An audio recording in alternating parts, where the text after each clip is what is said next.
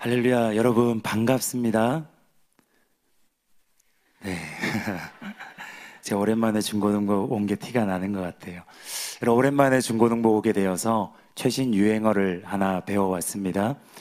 진짜를 요즘에는 찐이라고 그러더라고요. 옆 사람과 이렇게 인사하겠습니다. 이번 수련회는 찐입니다. 한 번 더 인사하겠습니다. 오늘 찐으로 은혜 받으세요. 여러분, 오늘 제목이 좀 진지한 편이기 때문에 재밌게 한번 인사해 봤습니다. 여러분, 이번 수련회를 통해서 여러분이 완전히 새롭게 되어서 2020년이 여러분의 해가 되시길 예수님의 이름으로 축복합니다. 오늘 저는 지옥에 가면 부자도 진짜가 됩니다. 이런 제목으로 말씀을 전하겠습니다. 여러분, 인공지능에 대체되지 않는 나를 만드는 법 8, 이 책을 아십니까? 얼마 전에 담임 목사님께서 소개해 주셨지요. 제게도 누가 읽어보라고 선물해 주셨습니다. 관심이 없어서 미루고 있다가 담임 목사님 말씀을 듣고 단숨에 읽어보았습니다. 책의 내용은요, 세계를 선도하는 기업인 구글이나 아마존, 또 세계적인 명문인 하버드나 미네르바 스쿨 같은 곳이 4차 혁명 시대를 선도하기 위해서 달려가고 있다는 것입니다. 인공지능이 대체할 수 없는 인간 고유의 능력, 즉 타인의 아픔에 공감하는 능력, 창의적인 생각, 이것을 개발하려고 애쓰고 있다는 것입니다. 저는 나도 인공지능에 대체되는 것 아닌가? 그런 긴장감을 가지고 이 책을 읽어봤습니다. 그리고 제가 가지고 있는 육체 능력, 지적인 능력, 또 거듭나서 얻게 된 영적인 능력을 생각해 보았습니다. 책을 읽어 나가면서요, 육체의 능력은 금방 인공지능 로봇에게 대체되었습니다. 무쇠팔 로봇을 제가 어떻게 이기겠습니까? 여러분 아시는지 모르겠는데 파쿠르라는 운동이 있습니다. 담을 넘고 건물을 뛰어넘고 정교하고 타이밍을 굉장히 정확한 것을 요구하는 그 운동입니다. 로봇이 파쿠르를 하고 있습니다. 또 저의 지적인 능력 역시 대체되었습니다. 그럼 이세돌도 두 수 접고 들어가는 AI지요. 어떻게 우리가 이기겠습니까? 그런데 한 가지 아직 인공지능 스타크래프트를 보니까 아직은 제가 이길 수 있겠더라고요. 여러분 아시는 분 아시겠지만 제가 고려대학교 제1회 스타크래프트 챔피언입니다. 목사가 되지 않았으면 프로게이머가 되었을 저입니다. 그런데 금방 속도가 빨라서 이 스타도 따라잡힐 것 같았습니다. 여러분 그런데 책을 끝까지 읽어도 대체되지 않고 오히려 빛나는 것이 있었습니다. 바로 저의 속사람이었습니다. 그래서 저는 결론을 내렸습니다. 거듭나지 않은 자는 4차 혁명 시대에 반드시 도태된다. 거듭난 자는 4차 시대에 오히려 더 빛날 것이다. 그러니 진짜 신자가 되기만 하면, 또 오늘 인사한 대로 우리가 찐이 되기만 하면 반드시 미래에는 성공할 수밖에 없다. 여러분, 지금 전 세계 부자들은요, 엄청난 교육비를 지불하면서 자녀들에게 4차 혁명 그 교육을 하고 있습니다. 세계 유수의 기업들은요, AI 시장을 선점하려고 앞다투어 천문학적인 투자를 하고 있습니다. 이런 움직임들을 보면요, 부자들만 기회를 선점하고 가난한 자들은 도태될 것 같습니다. 그러나 여러분 전혀 조급할 필요가 없습니다. 왜냐하면 여러분 속에 계시는 성령님께서 세상보다 지혜롭고 강한 분이시기 때문입니다. 여러분 그것을 믿으십니까? 여러분 그것을 믿으십니까? 하나님의 임재를 어떻게 로봇이 대체하겠습니까? 성령님의 그 놀라운 가르침과 계시를 어떻게 AI가 따라올 수 있겠습니까? 하나님의 사랑에서 나온 긍휼과 자비를 어떻게 로봇이 대체하겠느냐 말입니다. 그러니 여러분은 다른 것에 집중하는 것이 아니라 오히려 4차 시대일수록 진짜 신자가 되는 데에 집중하시고 또 집중하시길 예수님의 이름으로 축복합니다. 그런데 여러분 오늘 본문을 보면요, 부자가 되는 것이 성공이 아니라 또 부자들처럼 그렇게 앞다투어 지식을 쌓는 것이, 그런 것이 성공이 아니라 진짜 신자가 되는 것이 성공이라는 것, 그것이 잘 나옵니다. 또 진짜 신자가 되는 것은 단지 이 땅에서뿐만이 아니라 영원한 운명, 영원한 성공을 좌우한다는 것이 잘 나옵니다. 오늘 본문은 유명한 부자와 나사로의 비유입니다. 제가 이 본문을 읽고 있을 때에요, 성령님께서 제 속에 분명히 말씀하셨습니다. 지옥에 간 부자를 보면 죽기 전에 반드시 갖추어야 할 진짜 신자의 세 가지 자질을 깨달을 수 있다. 부자를 보면 거꾸로 그것을 깨달을 수 있다 말씀하셨습니다. 오늘 이것을 깨닫길 원합니다. 오늘 저와 여러분이 이 자질들을 갖추게 되어서 우리 모두 진짜 신자가 되시길 예수님의 이름으로 축복합니다. 첫 번째로 따라해 보겠습니다. 부자도 지옥에 가면 목마름이 생깁니다. 그럼 아브라함의 말처럼 부자는요, 이 땅에서 좋은 것을 받았습니다. 본문 19절 말씀입니다. 한 부자가 있어 자색 옷과 고운 베옷을 입고 날마다 호화롭게 즐기더라. 적당히 부자인 사람은 보통 사치 부리지 않습니다. 오히려 근검절약합니다. 그래서 부를 누리는데 집중합니다. 그런데 적당하지 않게 부자인 사람은 날마다 호화롭게 즐깁니다. 호화롭게 즐겨도 그것보다 더 많이 벌기 때문입니다. 본문의 부자가 그런 사람이었고, 예수님께서는 부자가 자색 옷을 입었다, 고운 베옷을 입었다, 날마다 호화롭게 즐겼다 강조하셨습니다. 이처럼 부자는요, 배부른 삶을 넘어서서 호화로운 삶을 사는 사람이었습니다. 부자는 돈이 넘쳤고요, 또 가족들도 넘쳤습니다. 그에게는 한 아버지에게 속하여서 동일하게 부자로 보이는 형제가 5명이나 있었습니다. 이들은 부자가 죽었을 때의 관례에 따라서 장사를 치러주었을 것입니다. 반면에 거지 나사로는 어떠했습니까? 누가복음 16장 20절 22절인데요. 그런데 나사로라 이름하는 한 거지가 헌데투성이로 그의 대문 앞에 버려진 채 그 부자의 상에서 떨어지는 것으로 배불리려 하며 심지어 개들이 와서 그 헌대를 핥더라. 이에 그 거지가 죽어.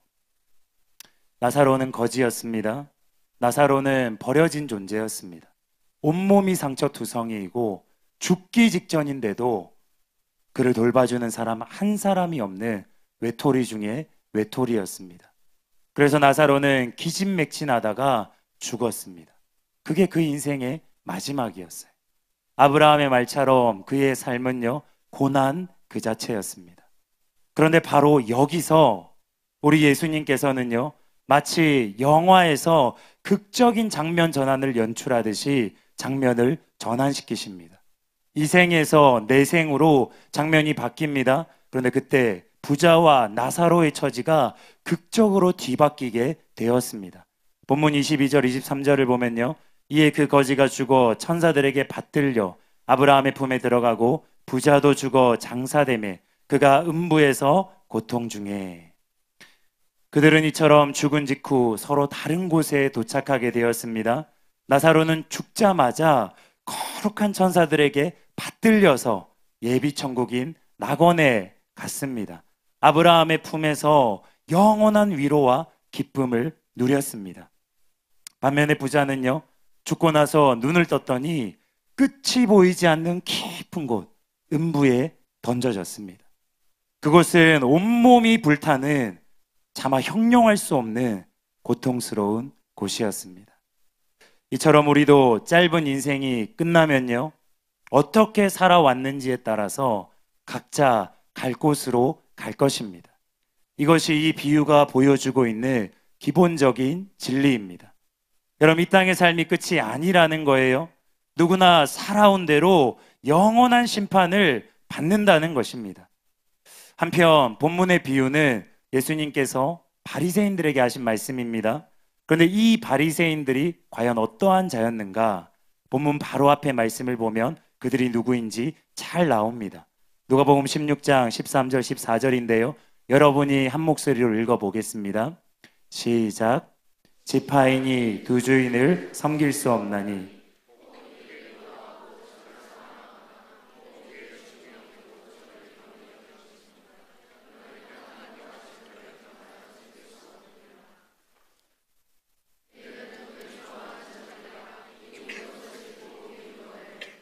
여러분 보십시오. 이 비유는 돈을 좋아하는 이 바리새인들을 겨냥한 말씀입니다. 돈을 좋아하다가 지옥에 떨어진 부자를 보고 깨우치라고 예수님께서 그들에게 말씀하신 거예요. 그러니까 부자는 어떤 사람입니까? 이 바리새인들처럼 돈에 목말라 한 자입니다. 또 화려한 옷과 날마다 연 잔치에서 잘 알 수 있듯이 부자는 안목의 정욕, 이생의 자랑, 인기, 명예, 의뢰 학생들이 이런 것들이 목말라 있듯이 부자는 이런 것들을 채우기 위해서 몰두한 자였습니다. 그런데 부자가 지옥에 던져졌습니다. 이런 모든 목마름들은 다 사라졌습니다. 지옥에 던져지고 났더니 이 목마름들은 다 사라지고 오직 한 가지 목마름만 새롭게 생겨났습니다. 본문 24절입니다. 아버지 아브라함이여 나를 긍휼히 여기사 나사로를 보내어 그 손가락 끝에 물을 찍어 내 혀를 서늘하게 하소서. 내가 이 불꽃 가운데서 괴로워하나이다. 여러분, 이처럼 지옥에 던져지면요, 누구나 진정한 목마름이 생깁니다. 부자는 끔찍한 불꽃에 태워지면서 물 한 방울을 목말라 했습니다. 이것은 단순한 갈증이 아닙니다. 이것은 고통을 피하고 싶은 목마름입니다. 불쌍히 여김을 받고 싶은 목마름입니다. 한마디로 제발 나를 구원해달라는 구원에 대한 간절한 목마름입니다. 여러분, 교만하기 그지없었던 부자가 지옥에서 얼마나 간절히 부르짖는지 두 눈을 뜨고 보십시오. 누가복음 16장 24절에요. 아버지 아브라함이여 나를 긍휼히 여기사 나사로를 보내어 그 손가락 끝에 물을 찍어. 여러분, 생전에 나사로를 거들떠보지도 않던 부자였습니다. 그 교만한 마음이 낮아져서 거지가 전해줘도 좋다는 거예요. 많이 바라지도 않는다는 것입니다. 손가락 끝에 물 한 방울만 찍어서 줘도 만족하겠다는 것입니다. 여러분, 이 목마름이 진짜일까요? 가짜일까요? 제 생각에 이것은 아마 진짜일 것입니다. 왜냐하면 지옥이 이미 그에게 현실이 되었기 때문입니다. 왜냐하면 꺼지지 않는 불꽃이 이미 온몸을 태우고 있기 때문입니다. 여러분, 부르짖음을 들어보셨습니까? 여러분, 간절한 기도 들어보셨습니까? 모르긴 몰라도 불타는 부자의 부르짖음이야말로 저와 여러분이 지금껏 들어본 어떤 부르짖음보다 더 간절한 부르짖음일 것입니다. 그 중심은 누구보다 진실할 것입니다. 그러나 너무 늦었습니다. 왜냐하면 하나님은 지옥의 목마름에는 절대로 반응하시지 않기 때문입니다. 그러나 우리에게 감사한 것은요, 우리에게 복음은요, 지옥의 목마름 외에 다른 모든 목마름에 하나님은 신실하게 응답하신다는 것입니다. 여러분, 기독교의 시작이 무엇이라고 생각하십니까? 어떤 사람은 회개가 기독교의 시작이지 않습니까? 믿음이 기독교의 시작이지 않습니까? 아닙니다. 일리가 있는 생각이지만 아닙니다. 기독교의 진정한 시작은 목마름입니다. 왜냐하면 하나님께서 기독교의 시작을 그렇게 정하셨기 때문입니다. 이사야 66장 2절입니다. 나 여호와가 말하노라 내 손이 이 모든 것을 지었으므로 그들이 생겼느니라. 물은 마음이 가난하고 심령에 통회하며 내 말을 듣고 떠는 자 그 사람은 내가 돌보려니와. 여러분, 하나님은 회개와 경외심을 말하기 전에 목마름을 첫 번째로 말씀하셨습니다. 그런 사람을 돌보겠다, 그런 사람을 안아주겠다, 또 그런 사람을 이사야 66장 문맥에서 나오듯이 어미가 젖을 먹이듯이 그에게 사랑을 베풀고 그를 먹이겠다. 여러분, 예수님도 팔복의 첫 번째를 이렇게 꼽았습니다. 마태복음 5장 3절에요. 심령이 가난한 자는 복이 있나니 천국이 그들의 것임이요. 예수님 지금 이렇게 말씀하시는 것입니다. 진짜 신자의 첫 번째 자질은 목마름이다. 목마름이 첫 번째다. 이것부터 갖추어야 한다. 여러분, 이처럼 목마름이 기독교의 시작입니다. 그러면 저와 여러분은 이 땅에 있을 때 무엇을 목말라야 할까요? 그것을 먼저 말씀드리기 전에 우리가 목말라 하지 말아야 할 것부터 먼저 확실하게 짚고 넘어가길 원합니다. 요한복음 4장 13절 14절입니다. 예수께서 대답하여 이르시되 이 물을 마시는 자마다 다시 목마르려니와 내가 주는 물을 마시는 자는 영원히 목마르지 아니하리니 내가 주는 물은 그 속에서 영생하도록 솟아나는 샘물이 되리라. 담임 목사님은 이 구절에 대해서 이렇게 말씀하셨어요. 야곱의 우물물은 수가성 여인의 경우처럼 육적 쾌락뿐 아니라 돈, 명예, 권세, 지식, 성공 이런 것처럼 사람들이 행복을 위해 필요하다고 느끼는 모든 것을 상징합니다. 이런 것은 아무리 많이 마셔도 다시 목이 마릅니다. 즉 우리를 온전히 행복하게 해주지 못합니다. 우리는 우리가 줬던 것이 그림자에 불과했다는 것을 솔로몬처럼 살아서 깨닫든지 아니면 뒤늦게 심판대에서 깨닫게 될 것입니다. 우리가 추구하던 것의 허무함을 이 생에서 깨달으면 그것은 우리에게 큰 복이 됩니다. 그러나 죽은 후에 깨달으면 희망이 없습니다. 왜냐하면 돌이킬 기회가 전혀 없기 때문입니다. 여러분, 갈증이 난다고 해서 소금물을 들이키는 사람을 생각해 보세요. 얼마나 어리석은 선택입니까? 여러분, 또 휘발유를 뿌려서 불을 끄려고 노력하는 사람을 생각해 보세요. 얼마나 미련한 행동입니까? 그런데 마치 이것과도 같이 세상 것들, 죄, 쾌락으로 자기의 위로들을 그렇게 찾으면서 마음이 공허하고 외롭고 힘들다 하여서 이런 걸로 여러분의 마음을 채우려고 하면 그럼 그것이 너무나도 어리석은 행동이라는 거예요. 우리는 이런 어리석은 행동을, 이러한 것들에 대한 목마름을 반드시 끊어야 될 줄로 믿습니다. 그리고 동시에 참되고 영원한 것, 이런 없어질 것들, 세상 것들이 아니라, 썩어질 것들이 아니라 참되고 영원한 것에 대해서 목마름을 가져야 될 줄로 믿습니다. 첫 번째로 한번 따라해 보겠습니다.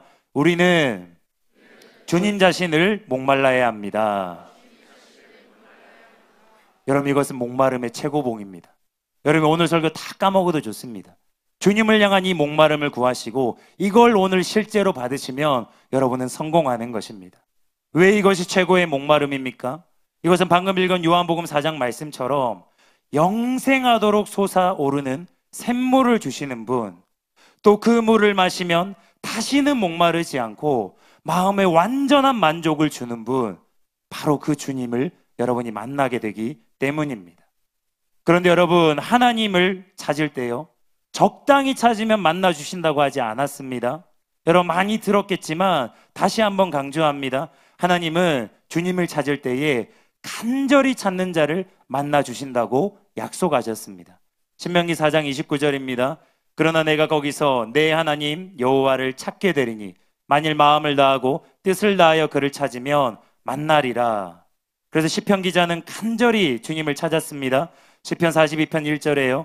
하나님이여 사슴이 시냇물을 찾기에 갈급한 같이 내 영혼이 주를 찾기에 갈급하니이다.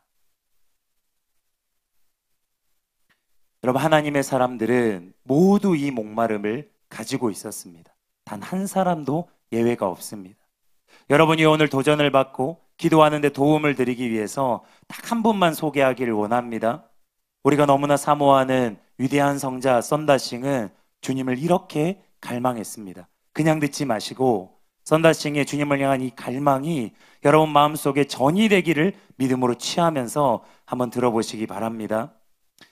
저의 주인 되신 하나님, 저의 생명 중에 생명 되시고 저의 영의 영이신 분이시여, 저를 긍휼로서 살피시며 제게 성령을 부어주소서.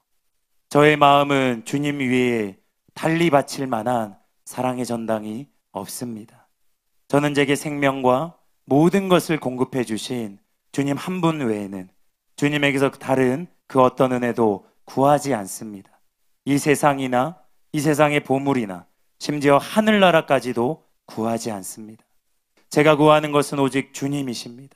주님만을 사모합니다.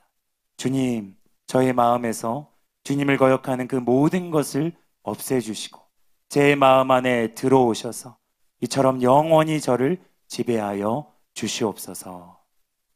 여러분, 썬다싱이 이렇게 하나님을 간절히 찾았을 때에 실제로 주님께서 충만하게 임재하셨습니다.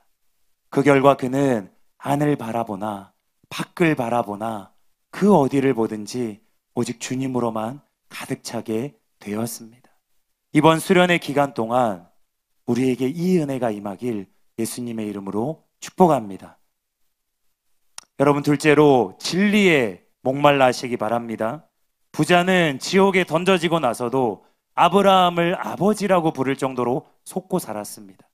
그런데 진리만이 이런 주관적인 착각과 무지에서 벗어나게 해줍니다. 그럼 우리는 반드시 진리를 깨달아야 됩니다. 머리로 아는 게 아니라 깨달아야 됩니다. 그런데 진리를 추구할 때도 목마름을 가지고 찾아야 된다는 것 아십니까? 왜냐하면 하나님이 그렇게 정하셨기 때문입니다.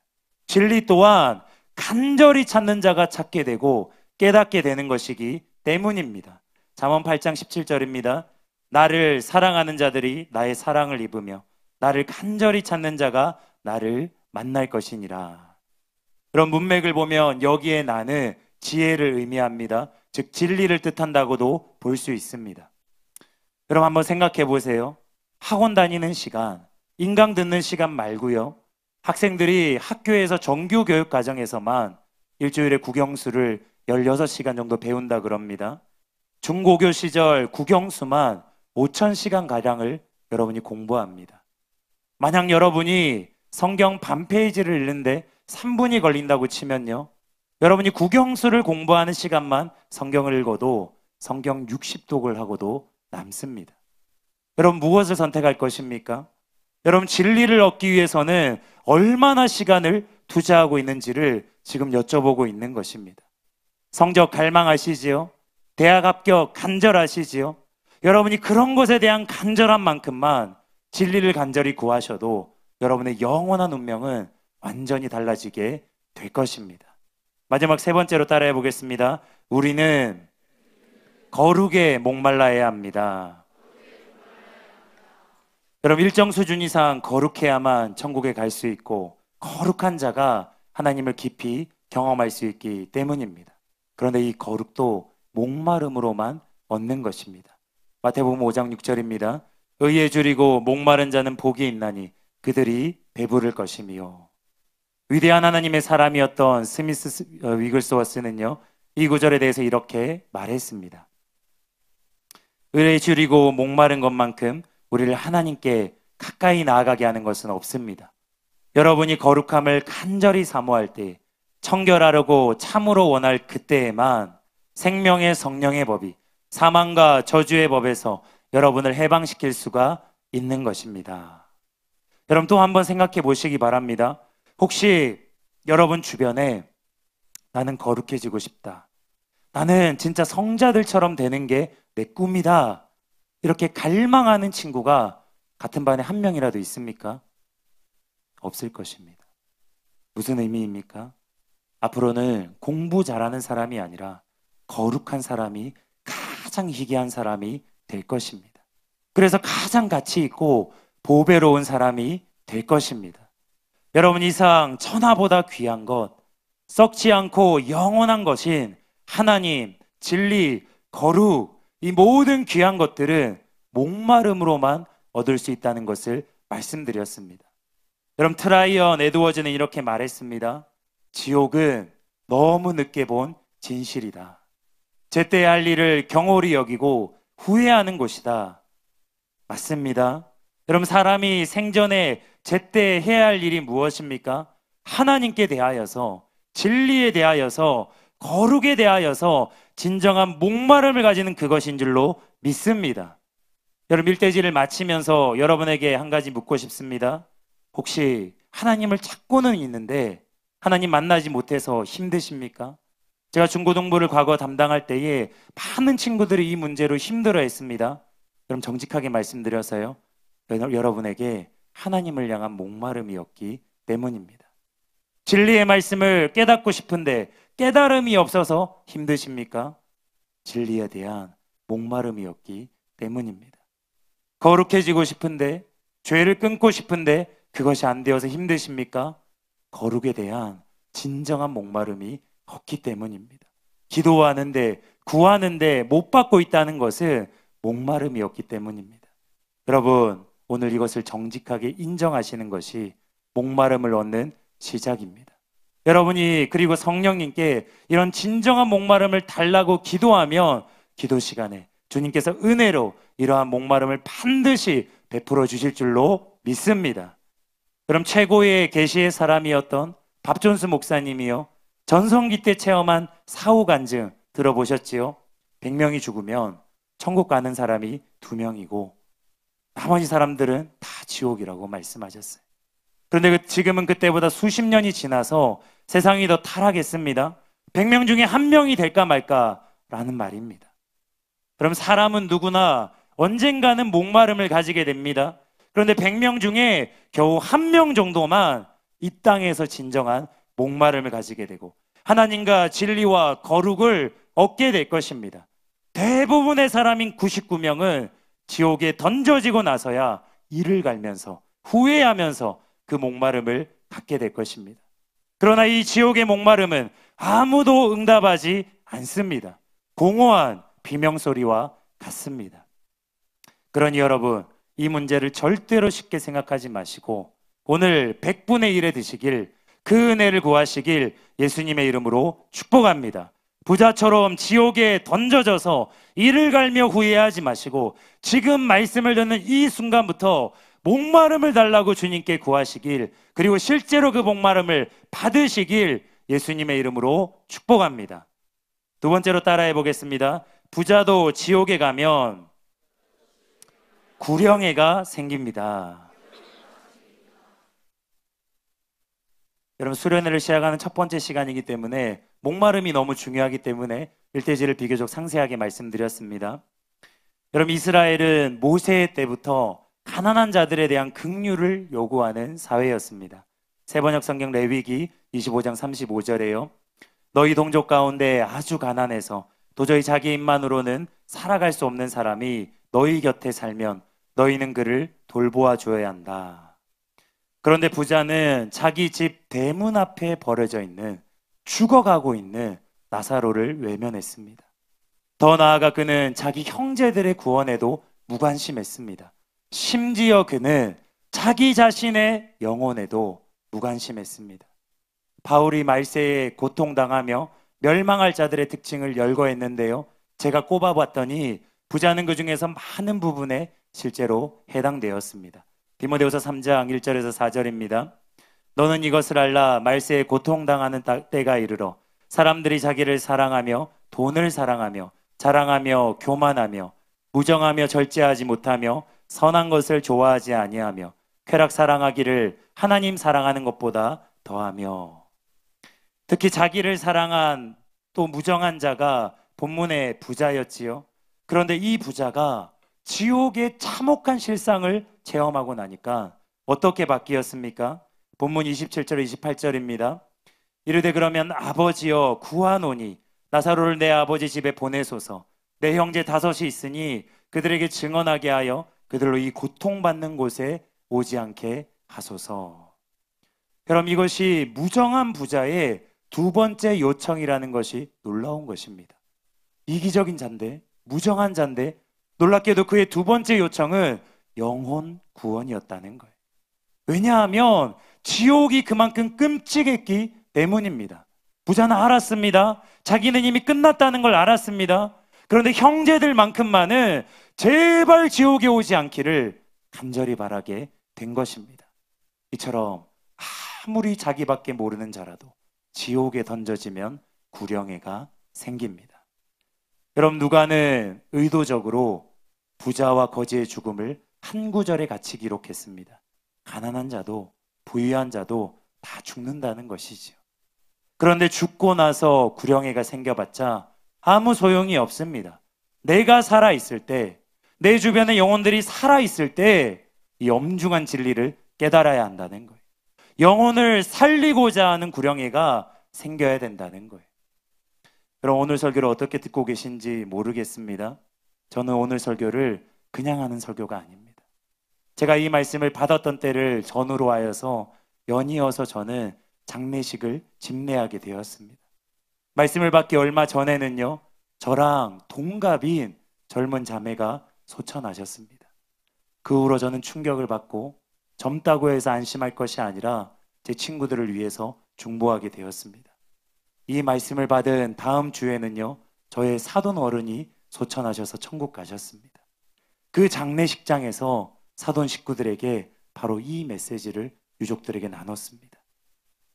저는 그 이후로 아직 살아계신 제 어머니를 위해서 중보하게 되었습니다. 그리고 이 설교를 받은 바로 그 주에는 저와 가까운 가족 한 명이 실제로 죽음을 체험했다가 다시 살아나는 일을 경험했습니다. 저는 눈물로 얘기했습니다. 가족들의 생명을 보호해달라고, 가족들을 지켜달라고 기도하지 않은 저의 이기심을 회개하고 저의 무지함을 회개하고 가족들을 위해서 중보하게 되었습니다.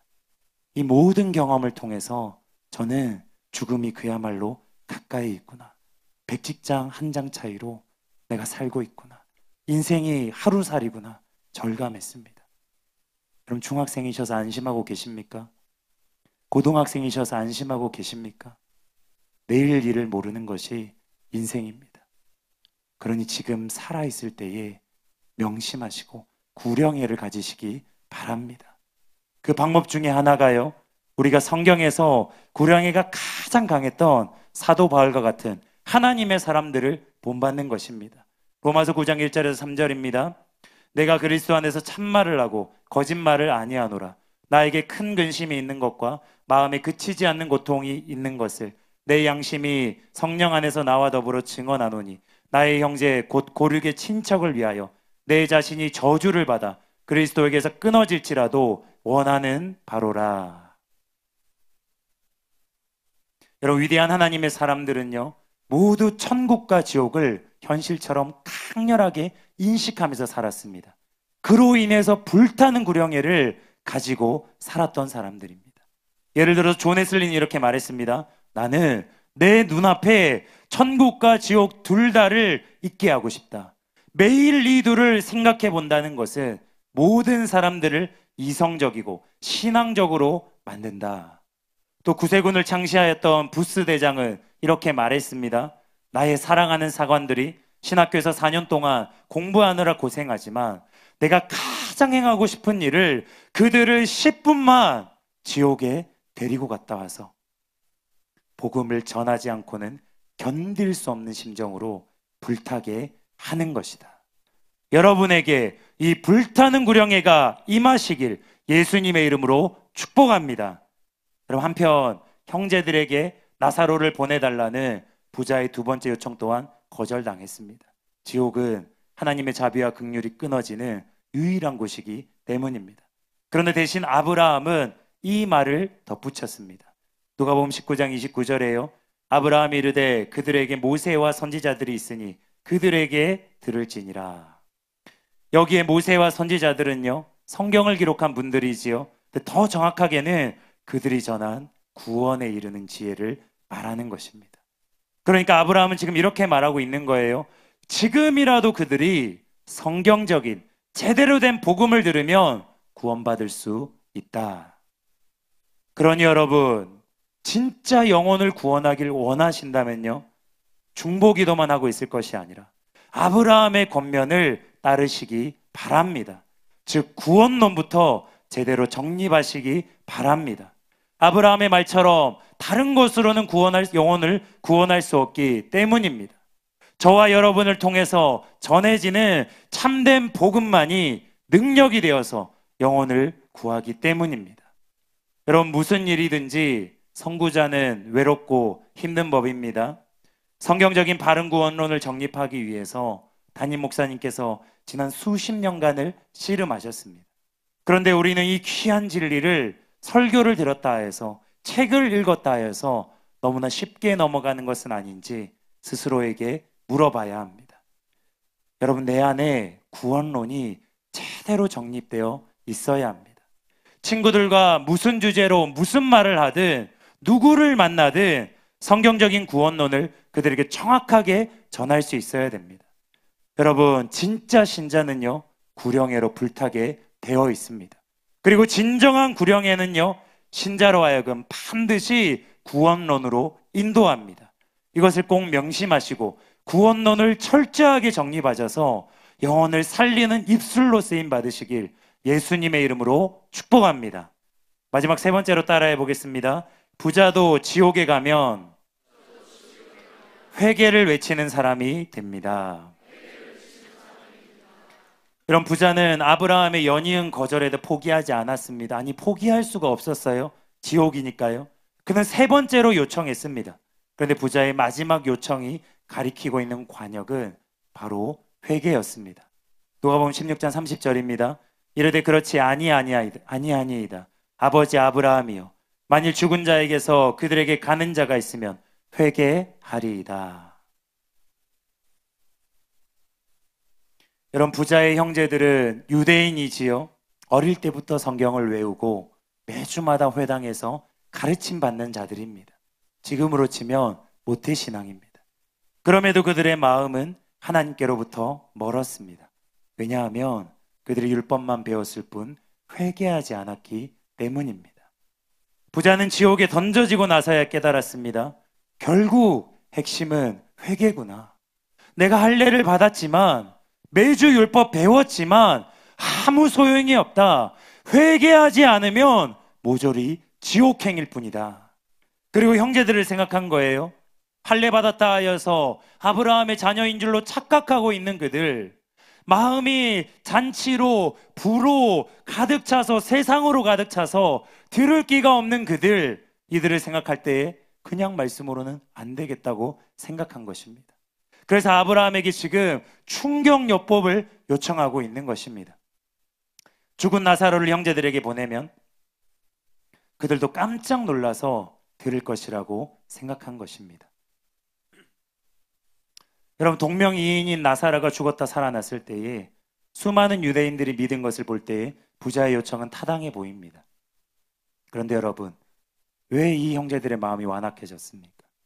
왜 이 부자의 마음이 완악해졌습니까? 충격요법을 가하지 않으면 들을 것이 전혀 기대되지 않을 정도로 왜 이렇게 마음이 완악해졌습니까? 이유는 하나입니다. 죄 때문입니다. 여러분, 이처럼 죄는요, 사람의 마음을 고집스럽게 만듭니다. 죄는 사람의 마음을 딱딱하게 굳혀버립니다. 죄는 들을 귀를 막아버립니다. 흔히 신자들은 원합니다. 주님도 사랑하고 세상도 사랑하고 적당히 구원받을 정도로 하나님 믿고 세상에 즐길 것들 다 즐기고, 그게 모순이라는 거예요. 왜냐하면 죄는 그 본질상 신자의 마음을 딱딱하게 만드는 것이기 때문입니다. 죄는 들을 길을 막아버립니다. 그러니까 하나님과 세상 동시에가 안 되는 거예요. 여러분, 매주 교회 다니시지요? 부자와 형제들의 이 상태가, 그들이 품었던 죄가 우리에게 얼마나 심각한 경고의 말씀인지 모릅니다. 여러분, 매주 교회 다니시지요? 그런데 혹시 날마다 화려한 게임을 즐기시지 않습니까? 눈을 즐겁게 하는 미디어에 중독되어 있지는 않으십니까? 여러분 중에 모태신앙 많으시지요? 그런데 온라인으로 파티를 열듯, 잔치를 열듯, 사람들의 인기와 명예를 목말라 하듯 SNS 중독은 아니십니까? 친구 중독, 연예인 중독은 아니십니까? 그것이 무엇이든 하나님보다 그것들을 더 생각하고, 하나님께 드리는 것보다 더 시간을 드리고, 하나님보다 더 사랑하는 것이 있다면 여러분은 절대로 회개할 수 없습니다. 갈수록 마음은 딱딱해질 것입니다. 갈수록 귀는 먹게 될 것입니다. 어지간한 충격적인 말씀이 아니면 마음의 찔림을 받지도 않고 은혜를 받지도 못하고 그냥 시간이 지나가게 될 것입니다. 위대한 청교도 신학자였던 존 오웬은 다음과 같이 경고했습니다. 죄는 속임수를 통해서 우리의 마음을 강팍하게 하고 하나님을 경외하지 못하도록 유혹한다. 여기서 강팍함이란 완고함이라는 뜻이다. 실로 죄의 지향점은 바로 이런 완고함이다. 그러므로 모든 정욕은 발전해서 사람을 완악하게 만든다. 한때 온유했고 하나님 말씀과 고난을 통해서 부드러워졌던 사람이 정욕으로 인해서 더는 설교 말씀이나 질병 앞에서도 찔림을 받지 않고 완고해진다. 또한 과거에 하나님의 사랑을 확신했고 죽음에 대한 생각과 하나님의 존전 앞에 서는 일로 두려워했던 사람이 마음의 완악함으로 인해 더는 그런 생각들에 동요되지 않는다. 그는 자신의 영혼의 상태와 죄에 대한 지적을 당해도 전혀 개의치 않는다. 그리고 기도, 말씀 읽기, 예배와 같은 책임을 유기한다. 그러면서 그의 마음은 전혀 가책을 느끼지 못한다. 이런 상태에서 그에게 죄는 매우 하찮은 것이 되어서 그것을 아무렇지 않게 여긴다. 여러분 지금 죄에 대한 자각이 있으십니까? 지금 설교를 듣고 있으면서 마음의 찔림을 받고 계십니까? 여러분 기억하십시오. 부자는 지옥에 던져지고 나서야 회개의 중요성을 깨달았습니다. 결정적인 것은 회개라는 거예요. 그러나 안타깝게도 지옥에서의 회개는 앞에서의 두 가지와 마찬가지로 절대로 하늘 법정에서 받아들여지지 않습니다. 정상 참작도 없습니다. 부자의 회개의 안타까운 고백은요, 불타는 죄인들의 비명소리에 삼켜질 뿐입니다. 의로운 심판만 영원히 이어질 뿐이라는 거예요. 여러분 한편 회개가 무엇인지 잘 보여주는 표현이 본문에 잘 나옵니다. 우리의 생각과 다르게, 여러분의 생각과 다르게 회개가 무엇인가 본문에 잘 나옵니다. 누가복음 16장 26절에요. 그뿐 아니라 너희와 우리 사이에 큰 구렁텅이가 놓여 있어 여기서 너희에게 건너가고자 하되 갈 수 없고 거기서 우리에게 건너올 수도 없게 하였느니라. 아브라함은 이처럼 지옥 무리들과 천국 백성 사이에 큰 구렁텅이가 놓여져 있다고 합니다. 그래서 건너갈 수가 도무지 없다고 말합니다. 죽고 나면 이미 늦었다는 것입니다. 이 땅에 있을 때에 미리 건너갔어야 한다는 것입니다. 바로 이것입니다. 이것이 바로 회개입니다. 회개는 단지 죄를 한두 개만 끊어내는 것이 아닙니다. 회개는 마음은 세상에 두고 몸만 교회에 나오는 것이 아닙니다. 회개는 나의 전 존재가 하나님께로 송두리째 건너가는 것입니다. 세번역 성경 사도행전 20장 21절입니다.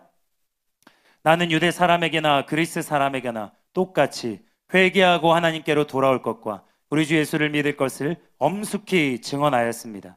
사도행전 26장 18절 20절입니다. 그 눈을 뜨게 하여 어둠에서 빛으로 사탄의 권세에서 하나님께로 돌아오게 하고 죄사함과 나를 믿어 거룩하게 된 무리 가운데서 기업을 얻게 하리라 하더이다. 이방인에게까지 회개하고 하나님께로 돌아와서 회개에 합당한 일을 하라 전함으로. 바울의 증언, 바울의 전파, 그것처럼요, 우리는 모든 죄를 버리고 하나님께로 돌아가야 합니다. 이것이 회개입니다. 회개는 애초에 철저한 것이라는 거예요. 썬다싱은 철저한 회개를 이렇게 강조했습니다. 인간이 무서워해야 할 적은 단지 사자나 표범이나 구렁이와 같이 큰 동물뿐만이 아니다. 현미경에 의해서만 볼 수 있는 미세한 균이 식품이나 음료수나 공기를 통해서 체내에 들어갈 때 더욱 위험한 것이다. 생명을 앗아갈 수도 있다.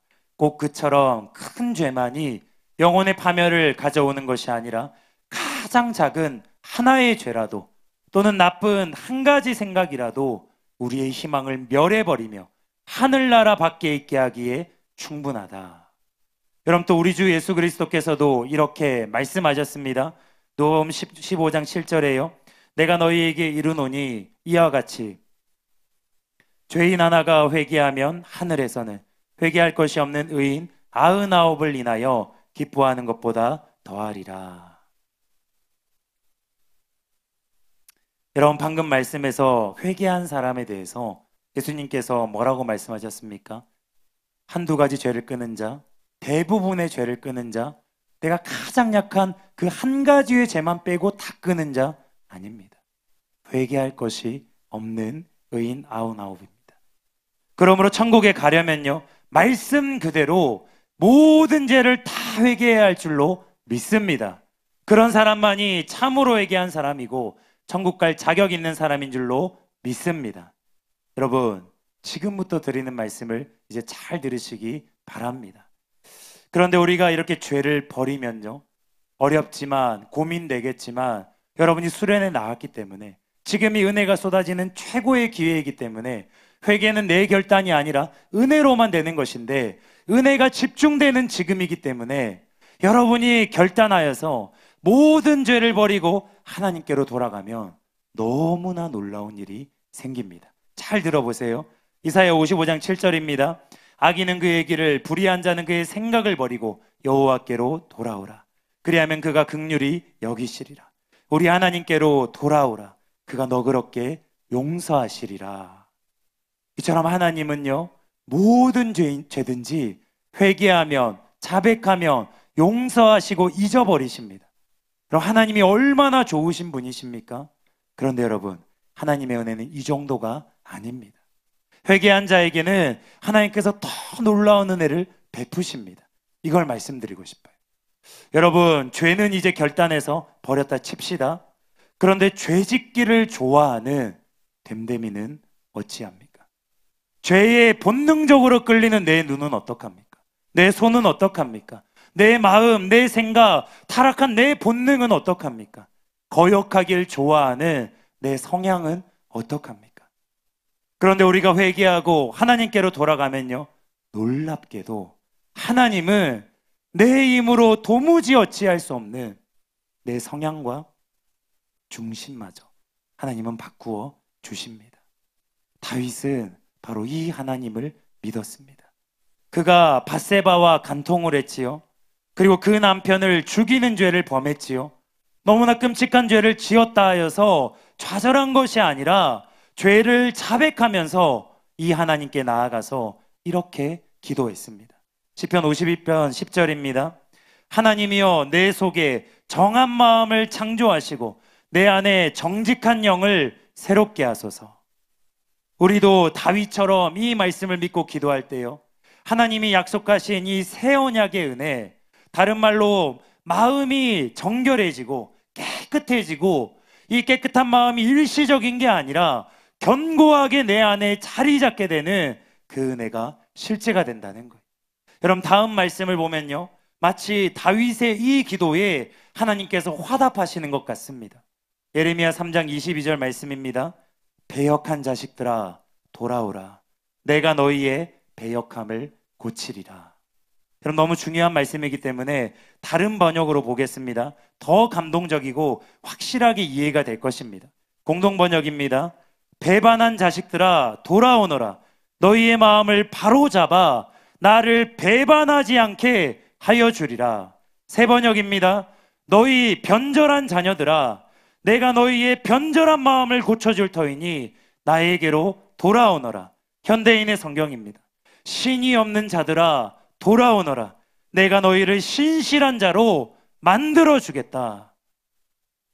여러분, 주저하십니까? 그럼 하나님 앞에서 혹시 죄송하십니까?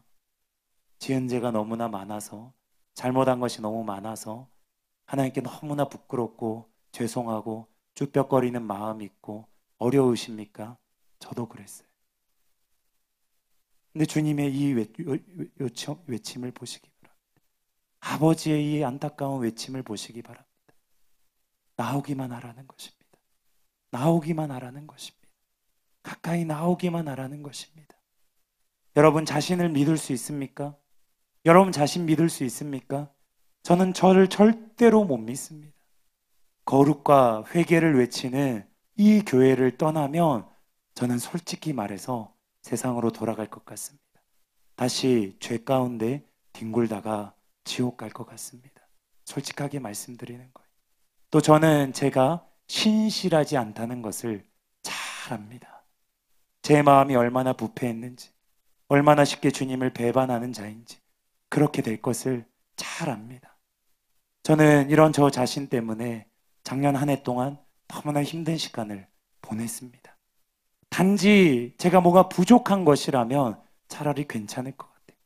단지 내가 뭔가를 실수하는 것이라면 괜찮을 것 같습니다. 그런데 단지 부족하거나 실수가 많은 게 아니라 제 중심 자체가 너무 잘못된 것 같아서, 제 됨됨이 자체가 너무나 악한 것 같아서 하나님 앞에서 얼마나 많이 울었는지 모릅니다. 이거는 실수가 아니다. 이거는 부족한 게 아니다. 내 안에 도대체 뭐가 있길래, 내 안에 왜 이렇게 세상을 좋아하는 내가 있길래, 내 안에 왜 이렇게 지긋지긋하게 탐심과 음란과 교만이 있는지 너무나 괴로웠습니다. 너무나 괴로웠어요. 그런데 어느 날 새 번역 성경을 봤습니다. 말씀을 봤습니다. 그런데 이 예레미야 말씀이 저에게 정말로 주님의 음성으로 들리는 거예요. 저는 이 말씀을 발견하고 뛰는 듯이 기뻤습니다. 이런 나에게도 희망이 있다. 이런 나에게도 희망이 있다. 여러분, 이 말씀을 보세요. 하나님께서는 회개하는 자의 마음 자체를, 중심 자체를 고쳐주시겠다. 이것이 얼마나 감사하고 감격적인 말씀입니까? 여러분, 많이 결단했잖아요. 여러분, 많이 노력했잖아요. 그럼에도 너무나 많은 실수와 넘어지는 것을 반복했잖아요. 저도 저의 그런 모습을 보았습니다. 저의 됨됨이가 잘못된 것 같고, 제 중심이 너무 악한 것 같아서, 죄를 너무나 좋아하는 저의 본성 때문에 하나님 앞에서 좌절하게 됐다는 것입니다. 그런데 이 말씀을 발견했어요. 이 말씀이 말하는 것이 무엇입니까? 중심을 지으신 분께서 나의 아버지시라는 거예요. 괜찮다. 반역하는 나의 자녀들아, 변절하는 나의 자녀들아, 믿을 수가 없는 나의 자녀들아, 거역하길 좋아하는 나의 자녀들아, 그래도 괜찮다. 나에게로 나오기만 하여라. 내가 너를 고칠 것이다. 내가 너를 새롭게 만들 것이다. 여러분, 우리의 중심을 누가 지으셨습니까? 하나님이 지으셨어요. 중심을 지으신 그분께서 나의 중심을 재창조하시겠다는 것입니다. 여러분, 이 좋으신 하나님을 믿으시기 바랍니다. 여러분 중에 다윗보다 하나님을 더 잘하는 분이 있습니까?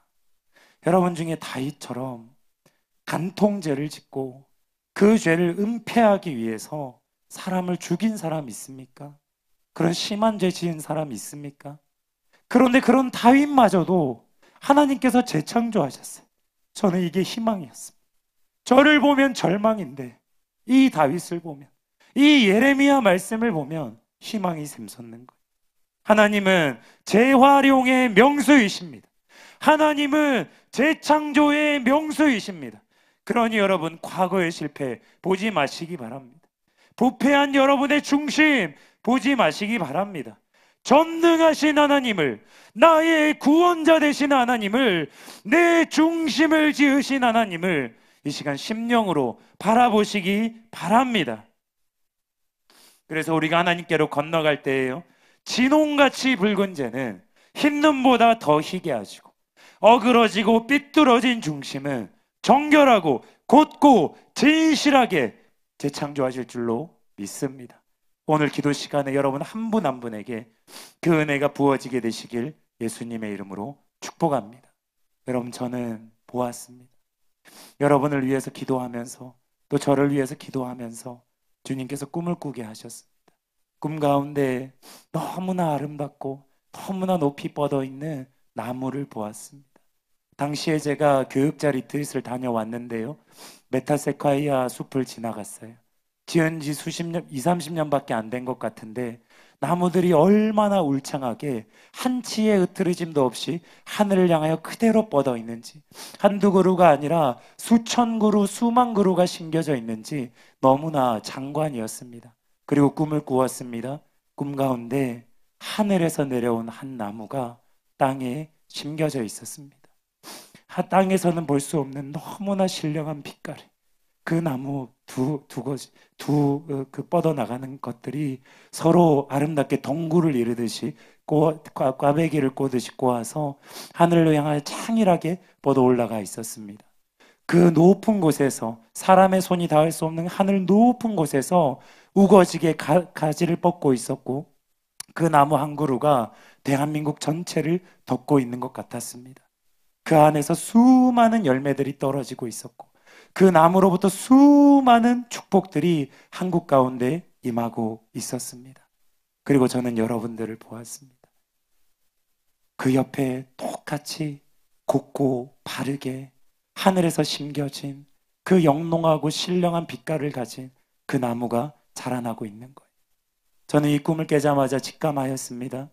담임 목사님께서 진리의 말씀으로, 김옥경 목사님께서 기도의 영으로 한치의 흐트러짐 없이 하늘을 향하여서 서로가 어떻게 그렇게 조화를 이루고 협력하시고 협동하실 수 있는지, 사랑하는 교회는 하나님이 심으신 그런 아름다운 교회, 대한민국을 살리는 교회. 그러나 꿈 가운데 제가 주님께 느낀 것은요, 그것이 한 그루가 아니라 수많은 나무들이 자라나길 원하시는, 수많은 거목들이 일어나길 원하시는, 하나의 나무가 한 도시를 책임지고 하나의 나무가 한 나라를 책임지는 여러분을 부르고 계신 하나님의 애타는 그 마음을, 또 하나님의 축복하시는 그 마음을 제가 느낄 수 있었습니다. 여러분은 바르게 자라날 수 있습니다. 세상은 악하지만, 세상은 여러분을 유혹하지만, 여러분은 사랑하는 교회 안에서 이 아름다운 임재와 보호 가운데 여러분 얼마든지 하나님의 다음 세대를 향한 꿈과 비전으로, 하나님의 히든카드로 자라날 수 있다는 것을 여러분 믿으시기 바랍니다. 이것을 믿음으로 붙잡으시길 예수님의 이름으로 축복합니다. 이제 결론을 말씀드리겠습니다. 반주해 주시면 감사하겠습니다.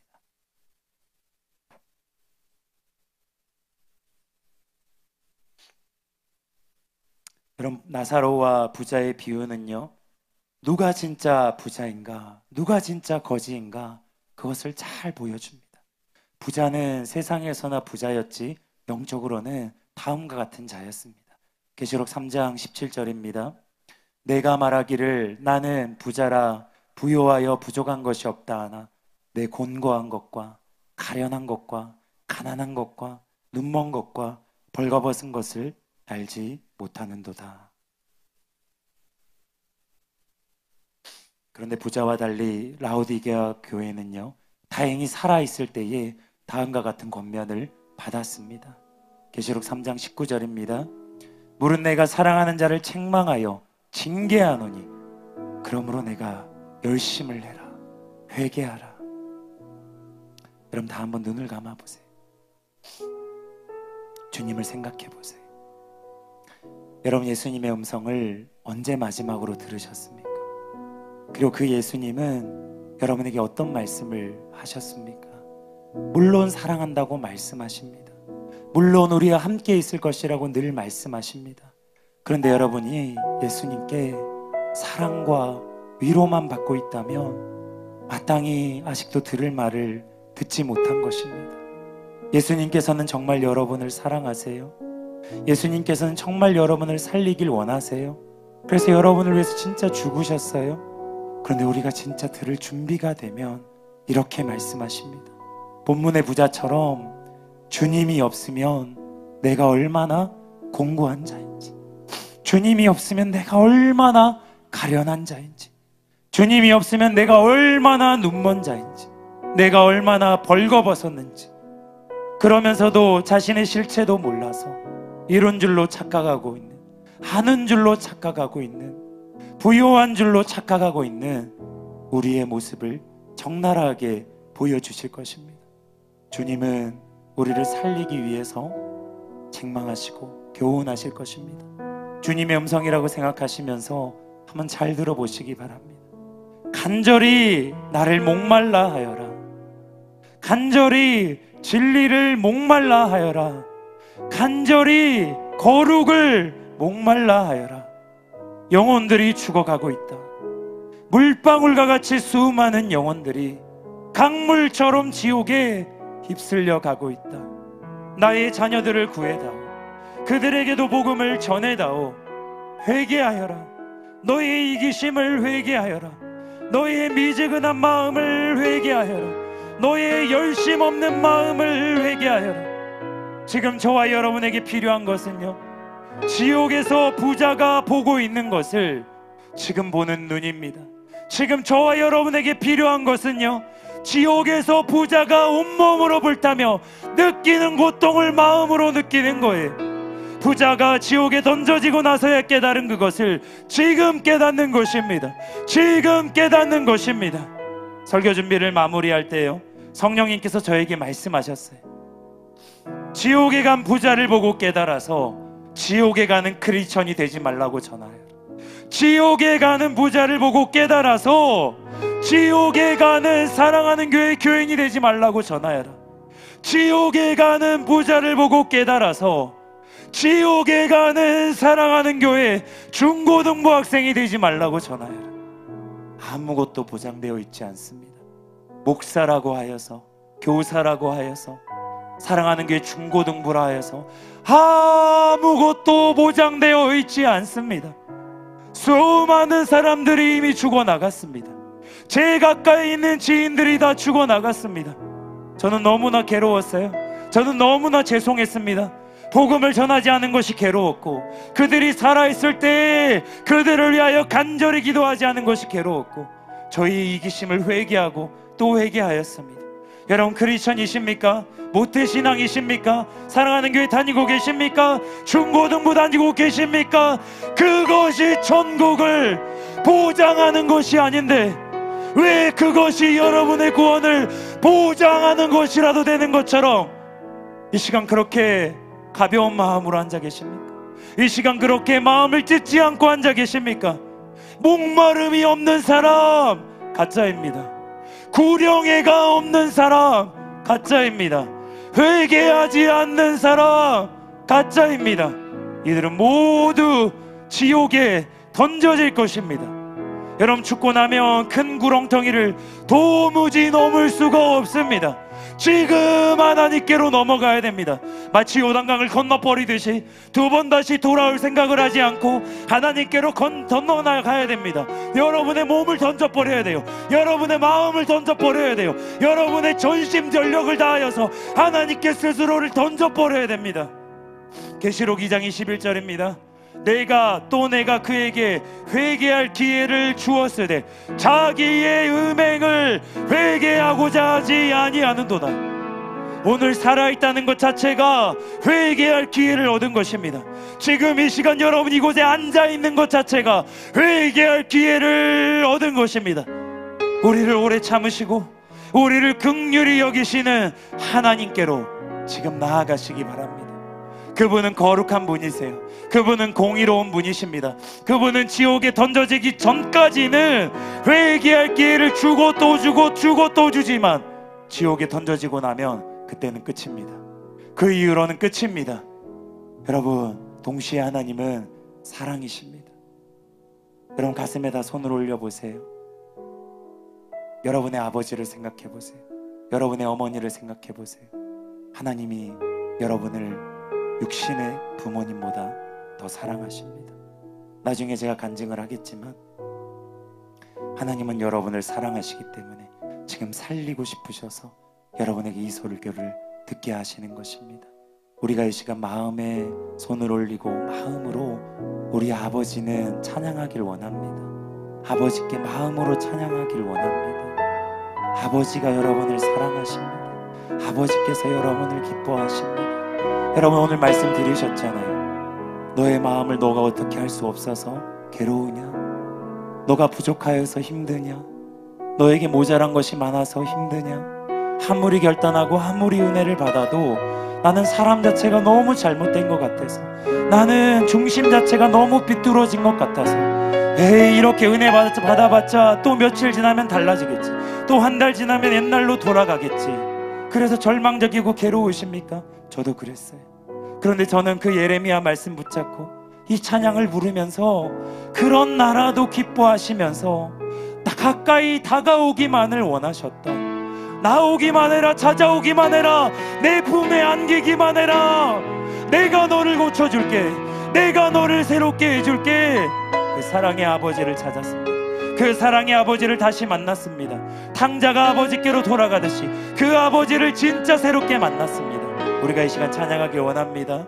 우리 아버지는 마음으로 찬양하며 하나님 아버지께 나아가길 원합니다.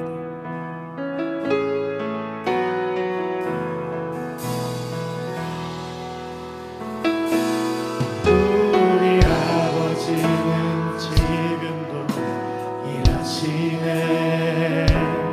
우리 아버지는 지금도 역사하시네. 눈에 보이지 않아도 쉽게 느낄 수 없어도 우리 아버지는 지금도 일하시네.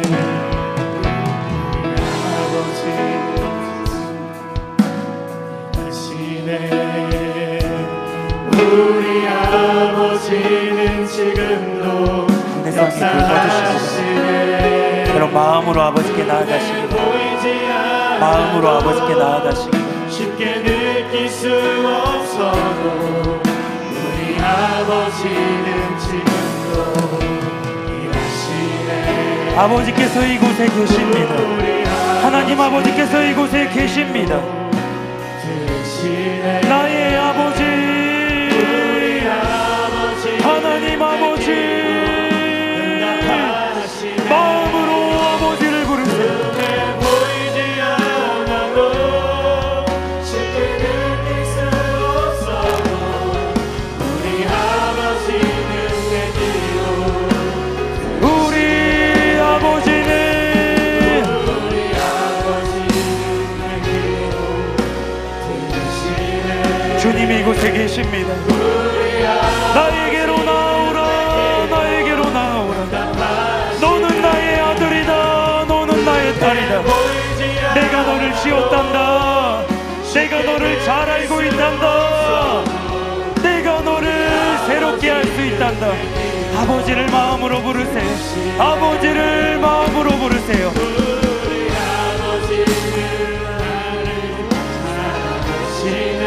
아버지는 여러분을 사랑하십니다. 아버지는 여러분을 사랑하십니다.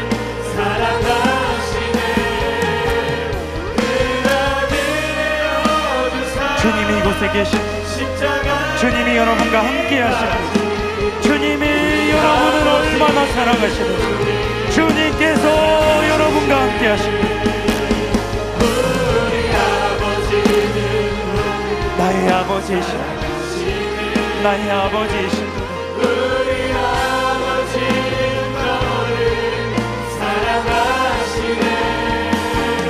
그 아들 내어주사 십자가 달리기까지 우리 아버지는 우리 사랑하시네. 우리 아버지는 지금 역사하시네. 우리 아버지는 지금도 역사하시네. 눈에 보이지 않아도 쉽게 느낄 수 없어도 우리 아버지는 지금도 우리 마지막으로 한 번 더 찬양하겠습니다. 우리 아버지는 지금도 일하시네. 아버지이신 우리 아버지를 바라보시기 바라십니다. 역사하시네. 주님이 여러분의 기도를 들으십니다. 아버지께서 여러분을 안아주십니다. 아버지의 품에 나아가서 아버지의 품으로 나아가서 이 시간 주님께 나아가겠습니다. 하나님 아버지께 기도하며 나아가겠습니다. 우리에게는 영이 있습니다. 여러분에게는 영이 있습니다. 여러분이 눈으로 손으로 입으로 세상과 접촉하면 세상에 대한 목마름이 생겨날 것입니다. 그러나 마찬가지로 여러분이 이 시간 마음으로 영으로 성령님께 나아가면 하나님 아버지께 나아가시면 아버지께서 여러분 안에 성령님께서 여러분 안에 진정한 목마름을 샘솟게 하실 것입니다. 너무나 쉬운 것입니다. 너무나 쉬운 것입니다. 주님을 원하시기 바랍니다. 주님을 원하시기 바랍니다. 진리를 깨닫길 원하시기 바랍니다. 거룩해지길 갈망하시기 바랍니다. 주님 지금입니다. 주님 지금입니다. 지금 내게 임하시옵소서.